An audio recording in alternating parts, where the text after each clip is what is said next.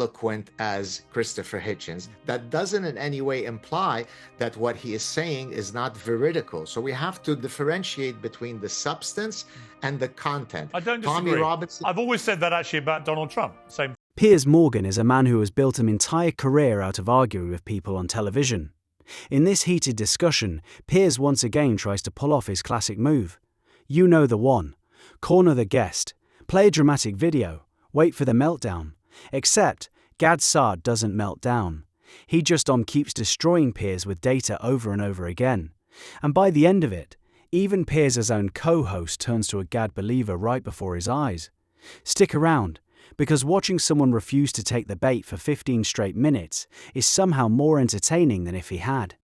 Friendly ding-dong on X the last few days. I want to start just by what Mehdi Hassan told me about Islamophobia, because I don't want to put words in your mouth, but I think you're kind of the view it doesn't really exist, and that you shouldn't be silenced from criticising Islam by people shouting you're Islamophobic. Now, Mehdi Hassan, and I subscribe to this as well, I think if you launch the kind of ferocious, relentless attacks that someone like Tommy Robinson has done on Islam and Muslims in the way that he's done so many times. This is Piers Morgan Uncensored, the show built entirely around Piers grabbing a controversial guest and going round for round with them.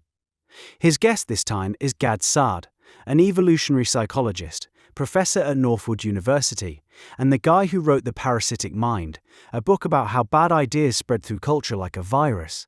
Saad's whole thing is calling out what he sees as Western self-sabotage, what he calls suicidal empathy. The idea that we're so afraid of offending people that we stop being able to tell the truth out loud.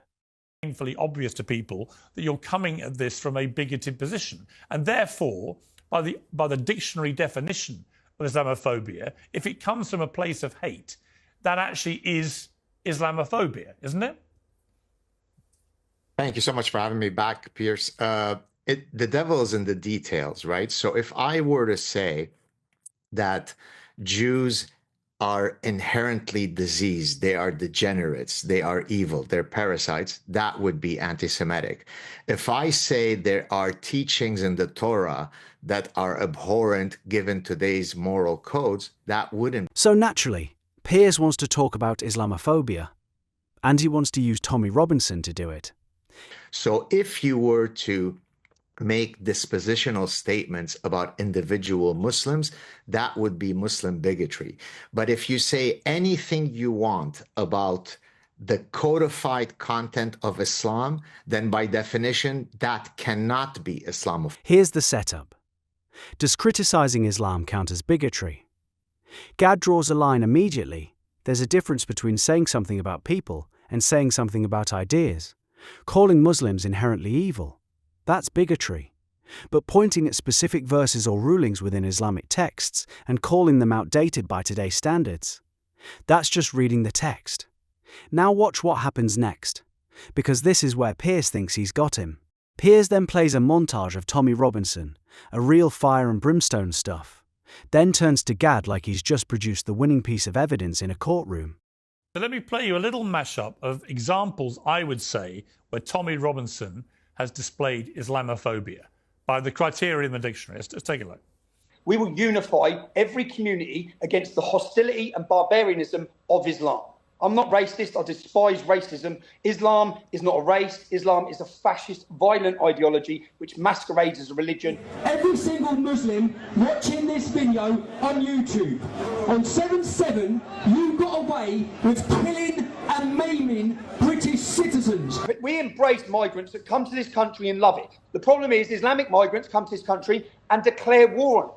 Now, when you hear all that, and in particular, it felt to me that what he said about 7/7, which was a bunch of extremist terrorists who happened to be Muslim committing terrorism, when you basically, at a crowd with a loud hailer in your mouth, embrace every single Muslim in the country and say you're all to blame for killing and maiming Brits, that is Islamophobic, isn't it? I mean, it has to be.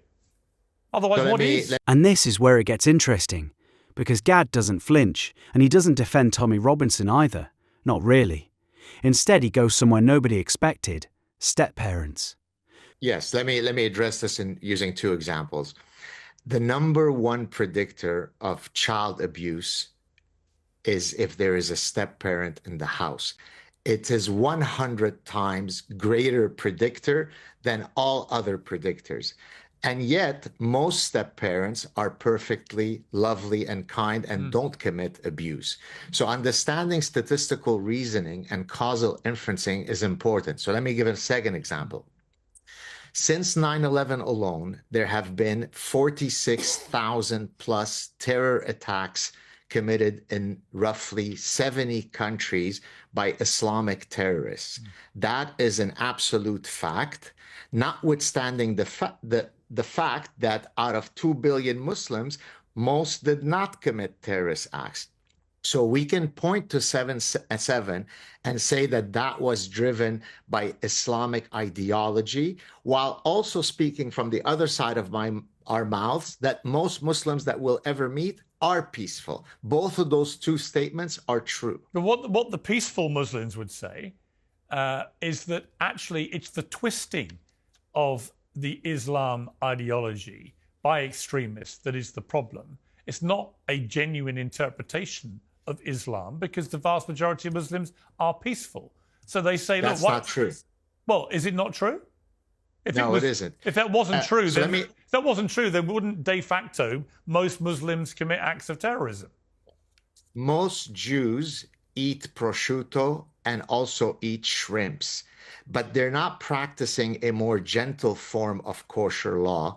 They simply ignore the fact that kosher laws dictate that you don't eat shrimps and that you don't eat Two things can be true at once.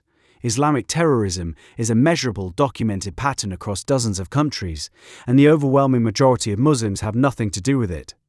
I eat prosciutto. I'm Jewish. I'm not practicing a more peaceful version of Judaism. I just ignore that which I don't wish to apply.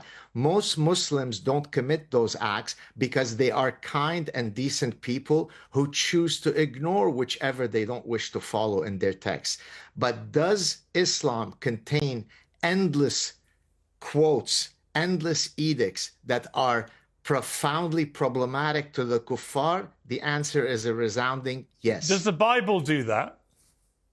Yeah, of course the Bible does that. Right. But so the same thing. So you're saying you would have the same view of Christianity, for example, would you?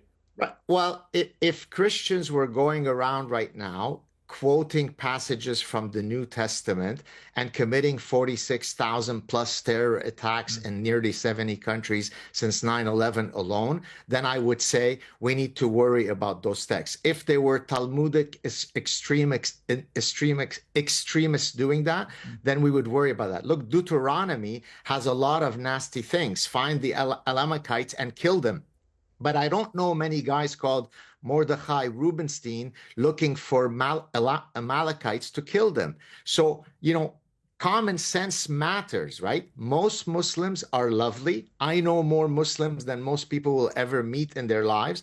None of them have ever been terrorists. This doesn't take away from the fact that there is an astounding problem with Islamic terrorism. Both those statements are true. It is, but I would say that, to give you two parallels, very different things. Gad's is the kind of answer that makes you go back and rewatch it, because it's so simple. It almost sounds like a trick, except it isn't. As somebody put to me on X today, during the years when the IRA were committing appalling acts of terrorism, it would be like saying, well, then all, according to Tommy Robinson, his logic would say all Irish people are to blame for the maiming and killing, right? Which clearly would have been an outrageous thing to say. Secondly, and I raised this with someone the other day on the show who was incensed that I would even draw this parallel, but I said, why not? If you look at the number of mass shootings in America in the last 30 years, they're almost exclusively perpetrated by deranged young white men. So does that mean that we should, by the same logic, say, well, there's all these terrible mass shootings going on, they're all being committed by the same type of profile of person, therefore all young white men in America have to be treated with deep suspicion, which is what Tommy Robinson that's where his logic takes you. That's why I have a problem with the Tommy Robinsons of this world. It's not his message and banging the drum about the rape gang scandal. He's been absolutely right about that.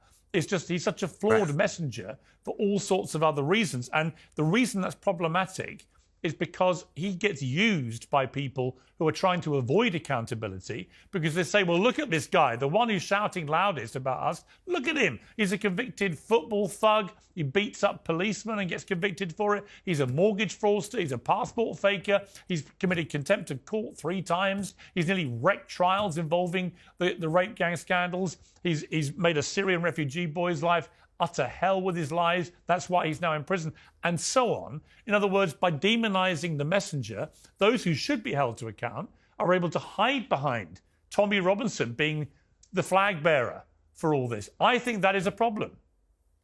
Look, Tommy Robinson has some issues in his past. I don't know all of them, although I've had a chance to have long conversations with him. He's even come to visit me in Montreal. He never, in my presence, said anything that struck me as bigoted. But Piers isn't done.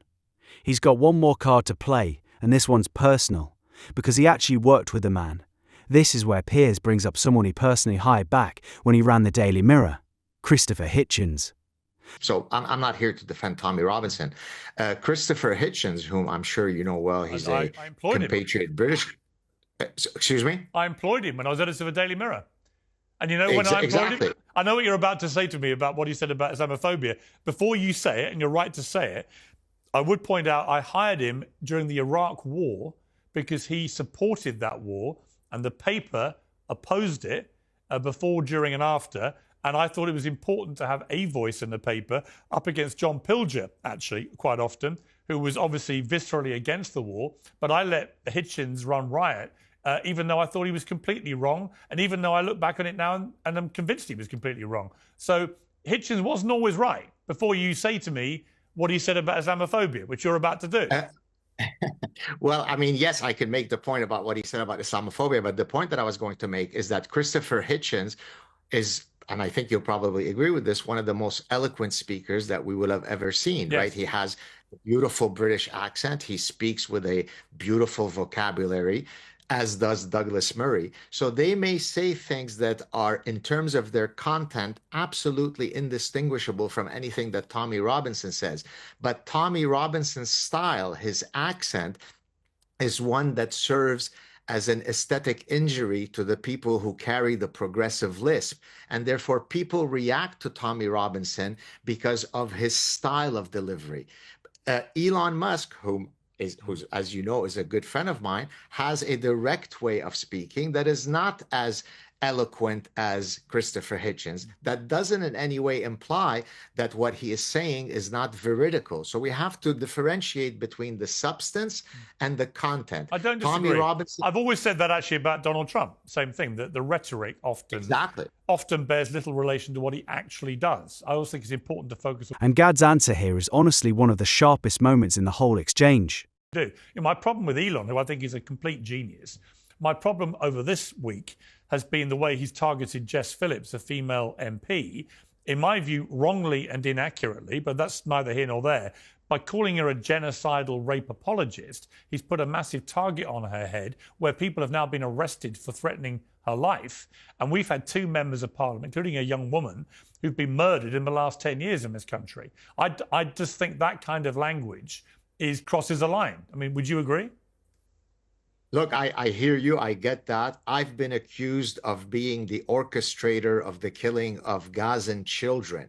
I sit as a professor who's 60 years old in Montreal doing evolutionary psychology research. I have nothing to do with the killing of anyone in Gaza, yet I am the baby genocidal killer. So, of course, I empathize with the point that you're making. And that's why I said that sometimes Elon might be very blunt in the way he says what he says, but the content of what he's saying, the ire that he has, really is coming from a good place, right? Britain does suffer from an orgiastic form of suicidal empathy, the topic of my forthcoming book, because they're much more desirous of protecting the sensibilities of their Muslim population than to worry about the integrity of the bodily and the integrity of children. That's not a good calculus to have. I think that's what triggered the ire of Elon. The fact that he went after this person is regrettable. I share your concern there. But again, I think the fact that you and I and others are having these important conversations, only good things can come from No, that. I completely agree. And actually having Mehdi first, you now, having Matthew here who has his views about it. I mean, it's interesting what you just said. It's not a million miles away from what Matthew said about the woke ideology getting a grip of our country in a way that so many people in officialdom felt incapable or too terrible. This is the moment where you start to realize this entire debate about what counts as Islamophobia might actually be a debate about something else completely. Something about who's allowed to say controversial things and who isn't, based purely on how posh they sound saying it. Calling someone that owns a platform with hundreds of millions of users isn't just rhetoric, it puts a literal target on someone's back. And Gad, to his credit, did not deflect. Towards young girls. But this, I think you and I talked about this before, Gad. The woke ideology was definitely a contributing factor here. People did not want to put their head over the parapet because they were terrified of getting shot. Exactly right. Look, cultural relativism is a pathogenic idea that I discuss in the parasitic mind, because it purports that who are we to judge the cultural practices, the religious practices of another culture? So if another culture wants to cut off the clitorises of 5-year-old girls, who are you to judge, you cultural imperialist? No, I am here to judge. There are absolutist deontological moral principles that any decent person should abide by. Cutting off the clitorises of little girls is never okay. And so you're exactly right that the coupling of these parasitic woke ideas with the reflex of suicidal empathy, put them together, you end up with a cocktail that leads us to the abyss of infinite lunacy. They close it out talking about whether the woke tide is turning. I feel, notwithstanding that, the way that I feel, which is I do think the Trump victory and the scale of it and Elon Musk's contributing factor to that, which was, I think, enormous, by going all in with Trump. I think he had a very persuasive effect, particularly on young men. But do you feel, as I do, that the woke worm is really turning hard, that people are sick of it? They're sick of what they see as a modern form of fascism. They are sick of what they see as Musk calls it, the woke mind virus, and that the ad we were talking about earlier of Kamala's for they, them, Trump's for you, this whole personal pronoun bullshit, the gender ideology bullshit, which was manifested so spectacularly badly with the trans women in women's sport, destroying the integrity of women's sport, and so on, that it's all on the retreat. And the reason I think we could say that with some authority now is the incredible statement from Mark Zuckerberg, which is 6 minutes long and is one of the most extraordinary U-turns I can ever remember a serious public figure like him coming out with, where he basically has just thrown the towel in on this stuff, even down to saying that the Facebook fact checkers were the problem because they were coming at the fact checking from a sort of woke ideology point of view, which is not fact checking, and so on. But also saying from now on, you will be allowed to have what have been deemed unacceptable views about gender, about all these issues. And I would say, hurrah! It doesn't give you an excuse to be a vicious bigot, but it should give you the excuse, in fact, the right and the freedom to express yourself about these issues. Yeah, so I do think that, of course, thank God that Trump won. He will serve as a doorstop against the woke insanity. But I keep trying to remind people not to be complacent in the following sense, Piers. And then, almost jarringly, Piers turns to his co-host Matthew Goodwin for a final verdict. And guess what he says? Don't leave us so long next time. It's been very civilized. Very civil. A template in civilized, reasonable debate. Great to see you. Thank you. You too. Cheers. Matthew, what did you make of that? Well, I agreed with most of it. Yes. Is Piers Morgan turning soft or becoming an Islamic apologist by the day? Let us your take below.